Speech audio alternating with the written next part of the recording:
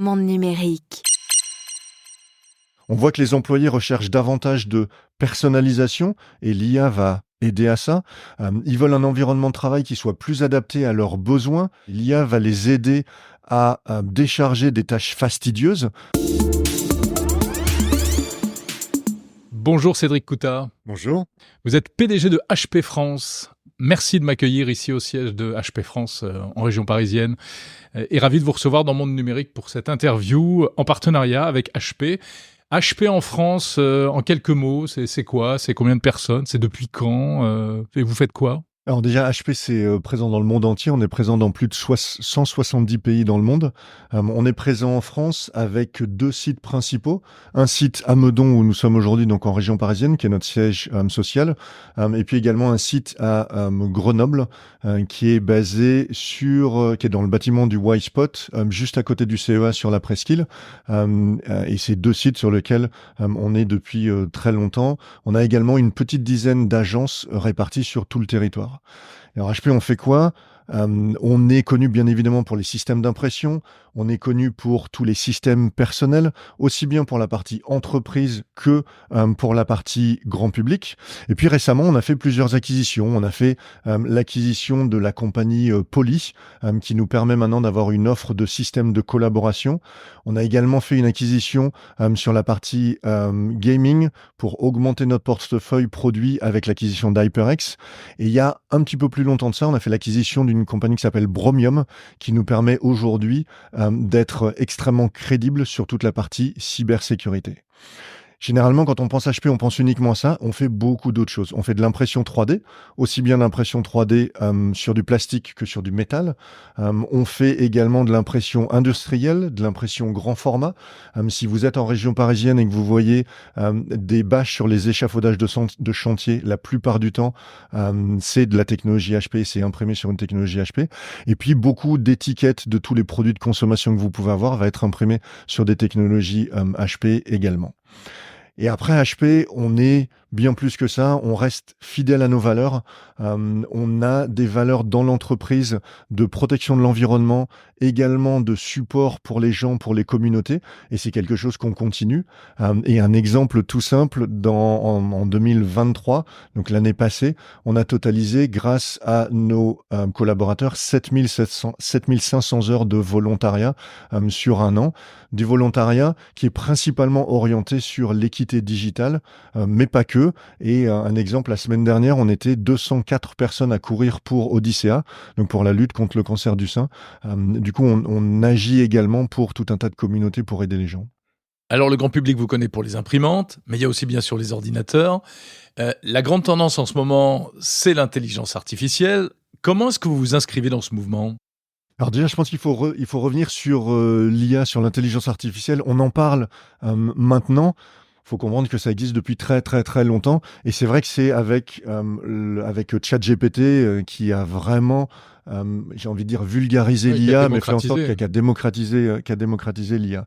L'IA, ça va juste donner une dynamique à notre marché, une dynamique qu'on n'a pas eue dans notre secteur depuis très très très longtemps. Donc c'est quelque chose qui est extrêmement important et ça a un potentiel business assez énorme. On parle de 4 milliards de dollars par an d'après une étude McKinsey. Et ça va permettre de combler les fossés qu'il y a aujourd'hui entre les attentes des salariés et les besoins des entreprises. De quelle manière ?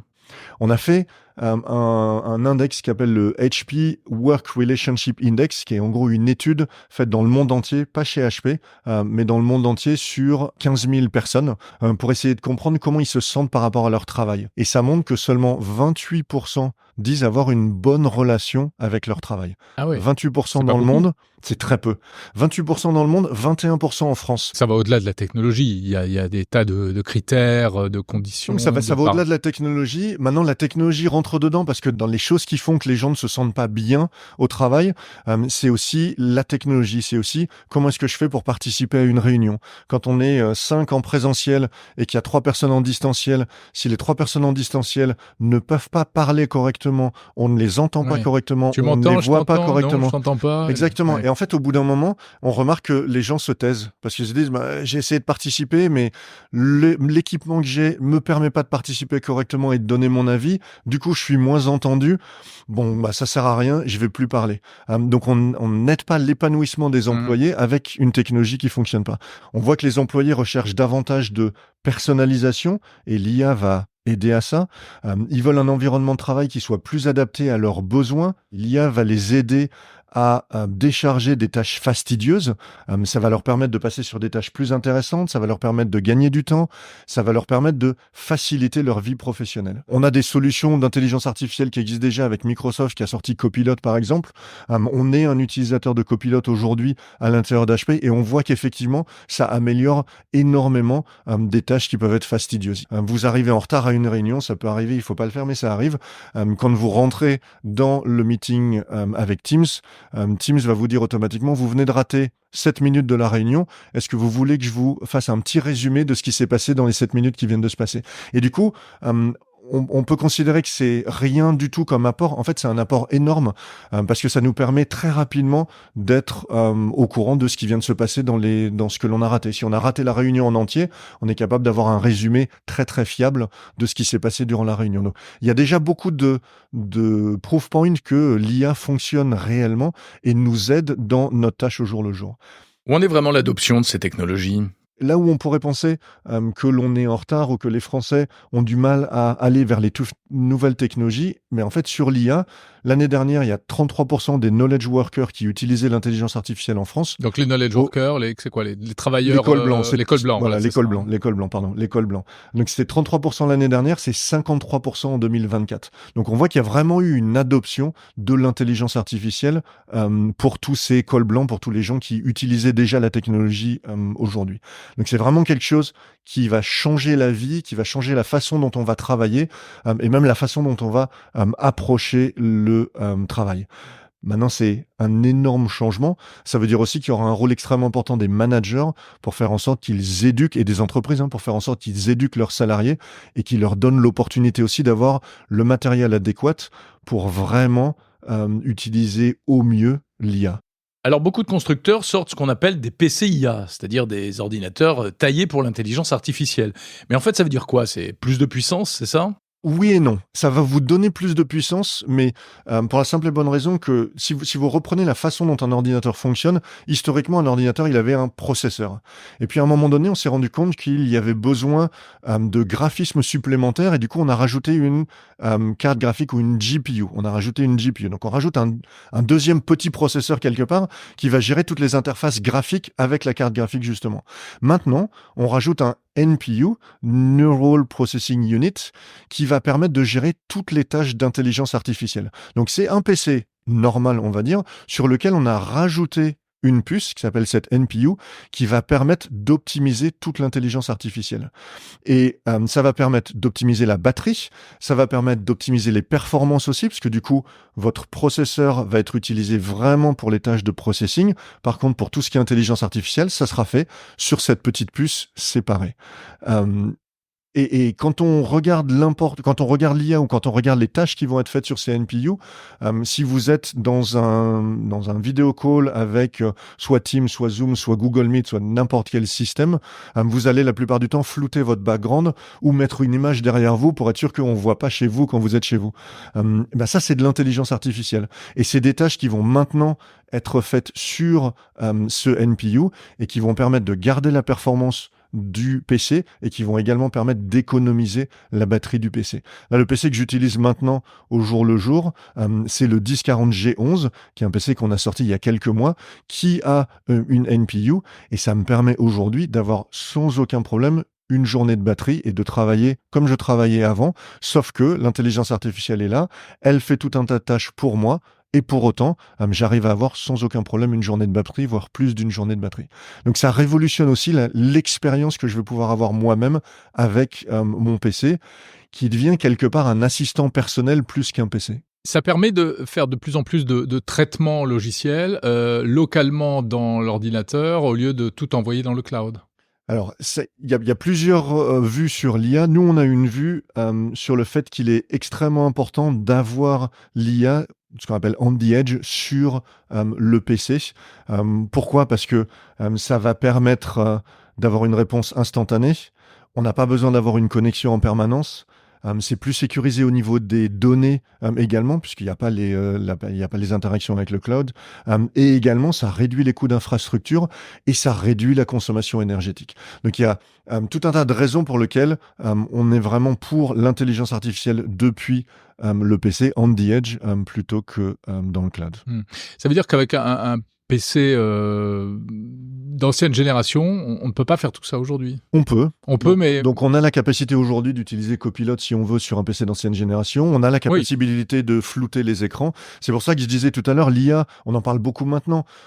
Quand on a mis en place des technologies d'annulation des bruits quand vous êtes en call, pour faire en sorte que si jamais vous froissez un papier ou si jamais vous avez vos enfants qui font du bruit autour de vous, un chien qui aboie, par défaut, avec notre noise cancelling system, on était capable d'annuler ces bruits-là. En fait, on disait, c'est des bruits qui ne servent à rien dans l'interaction que l'utilisateur est en train d'avoir, donc on les annule. Ça, c'était de l'intelligence artificielle. On le disait pas, mais c'était de l'intelligence artificielle et ça tournait sur un PC standard. Donc avec un PC standard, on peut continuer à l'utiliser normalement et on peut également avoir des tâches d'intelligence artificielle. Mais ça va consommer beaucoup plus de batterie parce qu'il n'y a pas cette petite NPU et ça va également impacter la performance du PC parce que toutes les tâches d'intelligence artificielle vont être faites sur le même processeur que le reste des tâches que vous avez sur votre PC. Mais on peut tout à fait le faire. Maintenant, quand on regarde les PC qui arrivent, donc on avait des PC, le 1040G11 dont je vous parlais tout à l'heure, il est faible en termes de TOPS. Alors le TOPS, c'est une nouvelle mesure qu'on doit apprendre, c'est trillion operations per second. Donc combien votre équipement va être capable de faire d'opérations en une seconde. Et on a démarré avec 12 TOPS. Dans les nouveaux PC que l'on introduit et qui vont arriver courant du mois de novembre, avec HP, vous serez capable de montrer à 55 TOPS. Donc on est capable d'avoir une performance extrême sur cette partie-là. Donc même à l'intérieur de l'IA, quand on dit on a des PC IA, on aura des PC IA avec des performances différentes, aussi en fonction des usages que chaque utilisateur va avoir. Vous l'avez dit, côté constructeur, c'est une bonne nouvelle parce que ça permet, on va dire, de maintenir le marché et de continuer en fait à monter en puissance. Hein, ça justifie la montée en puissance. Du côté du consommateur, ça donne quoi? Est-ce que ça fait des PC plus chers ou ça fait des PC plus puissants au même prix? Alors ça, c'était une grosse question en disant oui, mais vous allez rajouter un NPU, vous allez rajouter une petite chipset et du coup, forcément, ça va coûter beaucoup plus cher. Aujourd'hui, c'est pas le cas. Alors, il faut faire attention parce que les premiers PC qu'on a mis sur le marché, forcément, on a démarré par les hauts de gamme. Donc, les premiers PC sont assez élevés en termes de prix. On va parler de 1500, 1600 euros. Donc, ce sont des PC haut de gamme, mais c'est normal parce que les nouvelles technologies arrivent d'abord sur les PC haut de gamme avant ensuite de redescendre en gamme. Le coût additionnel est pas énorme pour le consommateur par rapport à ce qu'il va être capable de récupérer en termes d'expérience qui est bien meilleure que celle qu'il peut avoir avec un PC qui n'est pas IA. Maintenant, encore une fois, c'est le démarrage. Aujourd'hui, on a, et pas que HP, tout le monde a lancé une première vague qui a démarré juste avant l'été. Les ventes sont relativement faibles, notamment sur le marché grand public. Et on va avoir j'ai envie de dire les Intel, AMD historiques qui eux les produits arrivent plutôt maintenant jusqu'à la fin de l'année. Et là, on pense qu'il va y avoir une adoption un peu plus grande que celle qu'il y a eu jusqu'à présent. Ça va être le PC de Noël Ça peut être le PC de Noël sur toute la partie grand public, ça va être le PC de Noël sur toutes les entreprises aussi, parce que maintenant le but c'est vraiment de faire en sorte que les entreprises aussi s'équipent avec ces PC-là, parce que il y a des usages qui sont tellement importants pour l'utilisateur qui font que les entreprises vont bénéficier de l'intelligence artificielle. Rien que si je reviens sur le Work Relationship Index, un des problèmes que les employés remontaient, c'est le fait de pas être vus et entendus correctement quand ils sont en mode hybride, quand ils sont chez eux alors que d'autres personnes sont en réunion. Maintenant, avec l'intelligence artificielle, on est capable d'optimiser ça, faire en sorte que une personne qui soit chez elle en distanciel ou bien dans les bureaux ait le même type d'expérience d'un point de vue expérience de collaboration dans les réunions grâce à l'intelligence artificielle. Pour tous les gens qui travaillent dans des multinationales, des compagnies qui ont des entreprises dans le monde entier, la barrière de la langue est souvent un problème. Aujourd'hui, avec l'intelligence artificielle, on est capable d'avoir une discussion comme on a en ce moment tous les deux. Vous pouvez très bien parler une langue que je ne parle pas, on va dire l'espagnol. Par exemple. Je suis pas très bon en espagnol. Mais... ça tombe bien, moi non plus. Mais du coup, vous pourriez parler espagnol, me parler à moi. Moi, je répondrai en français. Par contre, l'intelligence artificielle, de manière simultanée, me traduira tout ce que vous me dites dans la langue que j'ai choisie et inversement. C'est des choses qu'on n'était pas capable de faire avant, surtout de manière simultanée. Maintenant, on est capable de faire ça grâce à l'intelligence artificielle et grâce au PC équipé de cette fameuse NPU. Donc, on améliore énormément l'expérience des utilisateurs pour faire en sorte qu'ils aient une expérience la plus facile possible et ils se focalisent sur des tâches sur lesquelles ils ont de la valeur ajoutée. Alors ça, c'est les PC, mais vous avez également mentionné le secteur de l'impression dans lequel vous êtes historiquement très actif. Quelles innovations dans ce domaine ? Alors c'est toujours intéressant l'impression et quand on écoute pas mal de gens, les gens disent on arrête d'imprimer et on n'imprime plus et depuis le Covid. En fait, on continue à imprimer. On imprime de manière différente. Et là où on se focalise, et là où l'intelligence artificielle va nous aider également, on se focalise sur simplifier l'expérience d'impression pour les utilisateurs, que ça soit chez eux ou que ça soit en entreprise. C'est assez important le nombre de clients qui me disent est-ce qu'on pourrait faire ça un petit peu plus facilement, un petit peu plus rapidement. Et en fait, on est vraiment en train d'optimiser ça pour faire en sorte que l'on soit capable de simplifier l'expérience d'utilisation. Et l'IA va nous aider. Il y a des choses... Mais c'est quoi comme amélioration, par exemple ? Toute simple. Si je prends un exemple à la maison, on est sur un site web, on veut imprimer une recette de cuisine. On va sur n'importe quel site web qui a des recettes de cuisine. Quand on imprime de l'explorateur Internet, on va se retrouver avec des pubs de partout, et c'est toujours le bazar. Donc là, maintenant, l'intelligence artificielle va être capable de dire...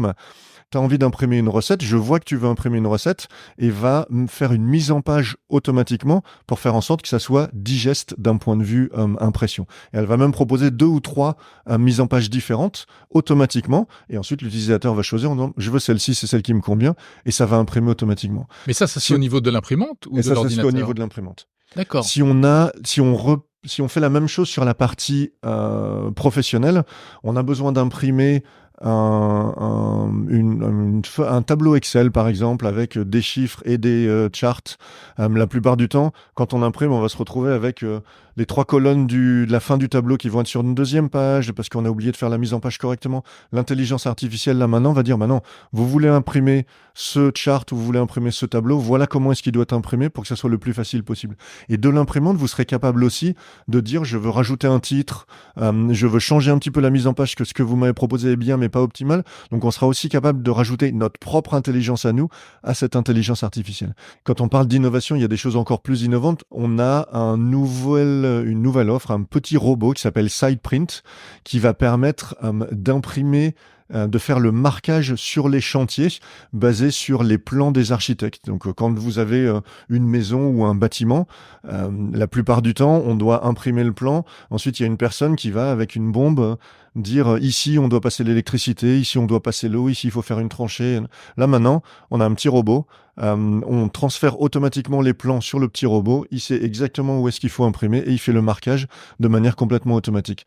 Donc quand on parle d'impression, on va plus loin dans juste l'impression standard, on met des solutions complètement innovantes en termes d'impression sur le marché. Cédric Coutat, le 3e pilier que vous avez évoqué au début de cet entretien, donc c'est la cybersécurité. C'est vrai que c'est un défi auquel on est confronté tous les jours, tout le monde.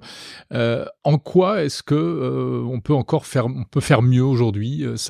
Quelles sont les innovations dans ce domaine ?